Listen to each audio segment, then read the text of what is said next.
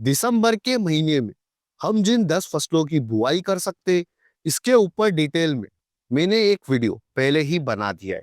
हो सकता है कि आप सभी किसान भाइयों ने वह वीडियो देखा हो, और जिन किसान भाइयों ने वह वीडियो नहीं देखा है तो वे चैनल पर जाकर उस वीडियो को देख सकते हैं। पर हम दिसंबर के महीने में इन 10 फसलों के अलावा 7 फसलों की नर्सरी भी तैयार कर सकते हैं, और इन 7 फसलों में से 4 फसलें तो ऐसी है जो कि यह तय करेगी कि आने वाले महीनों में हमारी कितनी कमाई होगी, और इन 4 फसलों की नर्सरी हमें दिसंबर के महीने में लगाना ही चाहिए। अब ये 4 फसलें कौन सी और किन 7 फसलों की हम नर्सरी तैयार कर सकते हैं, जानते हैं एक एक करके वीडियो में आगे। दिसंबर के महीने में लगाई जाने वाली नर्सरी की हमारी पहली फसल है टमाटर।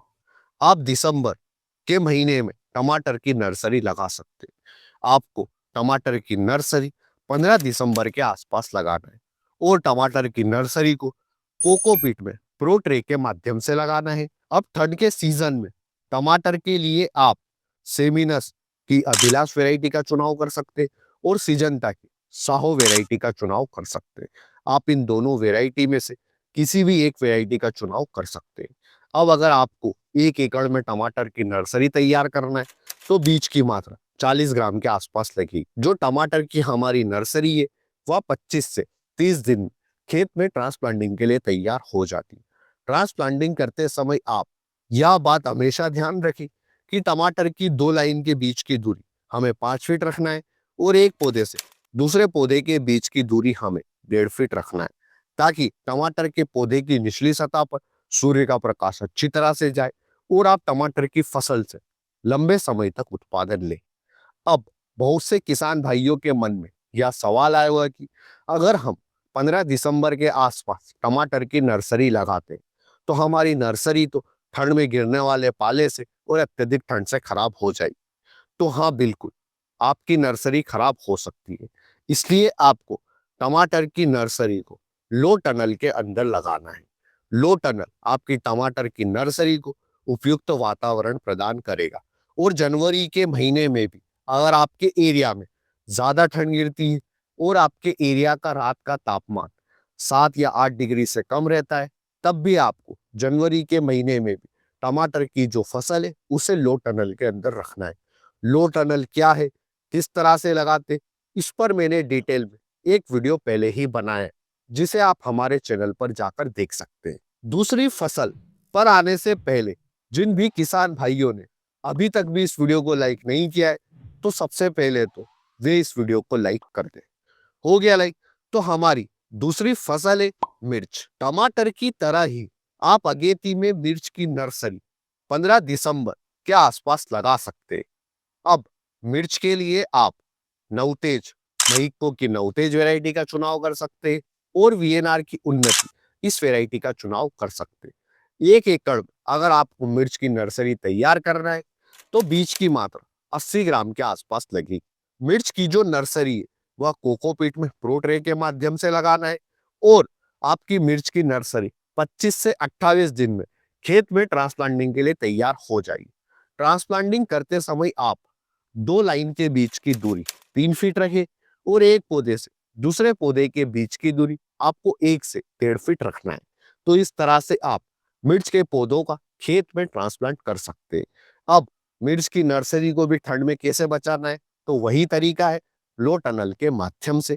और अगर जनवरी के महीने में भी तापमान में कमी रहती है और पाला गिरता है आपके एरिया, तो आपको मिर्च के पौधों को भी लो टनल के अंदर ही रखना है। हमारी तीसरी, चौथी और पांचवी फसल है फूल गोभी, पत्ता गोभी और ब्रोकली।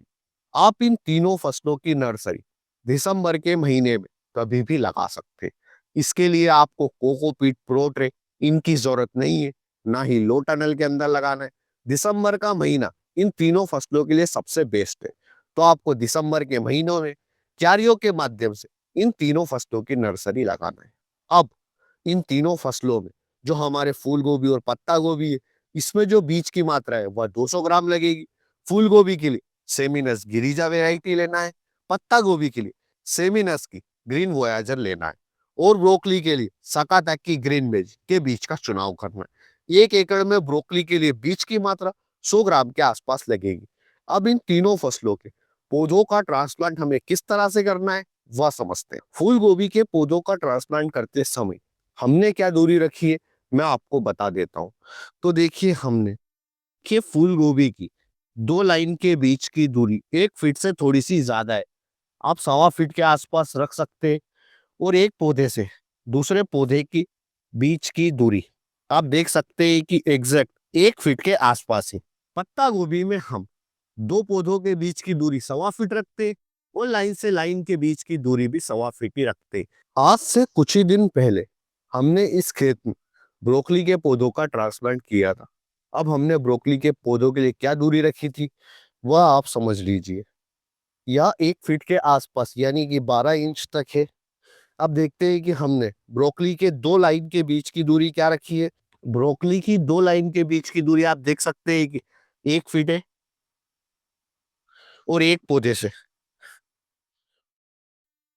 दूसरे पौधे के बीच की दूरी भी 1 फीट के आसपास रखी, यानी कि आपको ब्रोकली की लाइन से लाइन के बीच की दूरी 1 फीट रखना है और एक पौधे से दूसरे पौधे के बीच की दूरी भी 1 फीट ही रखना है। अब हमारी छठी फसल वह है जिसकी नर्सरी आपको दिसंबर के महीने में लगाना ही चाहिए। वह फसल है तरबूज। 15 दिसंबर के आसपास तरबूज की नर्सरी जो हमारे डिस्पोजल ग्लास आते इनके माध्यम से लगा सकते हैं। इससे आपकी जो तरबूज की फसल है वह अन्य किसान भाइयों से कम 1 महीने आगे रहेगी। कैसे? जो हमने डिस्पोजल ग्लास में नर्सरी तैयार करी है इन्हें आपको लो टनल के अंदर रखना है और जब यह आपकी नर्सरी 15 से 20 दिन की हो जाए तब आप तरबूज के पौधों का जो खेत में ट्रांसप्लांट है वह कर सकते हैं। और जनवरी के पूरे महीने में आपको तरबूज की फसल लो टनल के अंदर रखना है।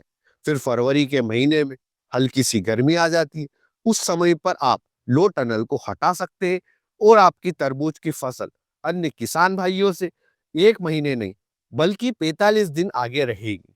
तो आपको एक बार फिर से मैं समझा देता हूँ। 15 दिसंबर के आसपास डिस्पोजल ग्लास में हमें तरबूज की नर्सरी तैयार करना है। फिर जब 15 से 20 दिन की हो जाए खेत में ट्रांसप्लांट करना है। ट्रांसप्लांट करते समय हमें यह ध्यान रखना है कि जो हमने खेत में ट्रांसप्लांट किया है इसमें हमारी जो तरबूज की फसल है वह लो टनल के अंदर रहे। अब ट्रांसप्लांट करते समय आप तरबूज की 2 लाइन के बीच की दूरी 5 फीट रखें और एक पौधे से दूसरे पौधे के बीच की दूरी 1 से 2 फीट रखें। 1 एकड़ में अगर आपको तरबूज की नर्सरी तैयार करना है तो बीज की मात्रा 300 से 350 ग्राम लगेगी। तरबूज के लिए आप सागर किंग वेराइटी का चुनाव कर सकते हैं। अब हमारी जो 7वीं फसल है वह है खरबूज। तरबूज की तरह ही आपको खरबूज की नर्सरी भी डिस्पोजल ग्लास के माध्यम से 15 दिसंबर के आसपास तैयार करना है। जो मैंने तरबूज में बताया वह सारी ही बात खरबूज में भी आपको फॉलो करना है। अब खरबूज के लिए आप नो यूअर सीड्स की कुंदन वैरायटी का चुनाव कर सकते हैं और बीज की मात्रा 1 एकड़ में 300 ग्राम लगेगी। तो हमारी इन 7 फसलों में से जो 4 फसलें जिन्हें आपको दिसंबर के महीने में लगाना ही है वे है टमाटर, मिर्च, तरबूज और खरबूज। क्योंकि ये 4 फसलें ही आपको आने वाले समय में अन्य किसान भाइयों से जल्दी उत्पादन देगी तो आपको इन फसलों का भाव भी अच्छा देखने को मिलेगा और आप अन्य किसान भाइयों से कम 1 से 1.5 महीने आगे रहेंगे। अब लो टनल में किस तरह से नर्सरी तैयार करना है और किस तरह से फसलें लगाना है, खर्चा कितना आएगा लो टनल का, इस सब के ऊपर डिटेल में वीडियो बनाए जिसे आप ऊपर दिए गए आई बटन पर क्लिक करके देख सकते हैं। दिसंबर के महीने की कौन सी वे 3 फसलें हैं जो किसान भाइयों को लगाना ही चाहिए, इसके ऊपर भी वीडियो जल्द ही आपको देखने को मिलेगा। तब तक के लिए इस वीडियो को ज्यादा से ज्यादा लाइक करें, ज्यादा से ज्यादा शेयर करें और अगर आपको वीडियो में दी गई जानकारी अच्छी लगी तो चैनल को सब्सक्राइब करें। धन्यवाद किसान भाइयों। जय जवान जय किसान।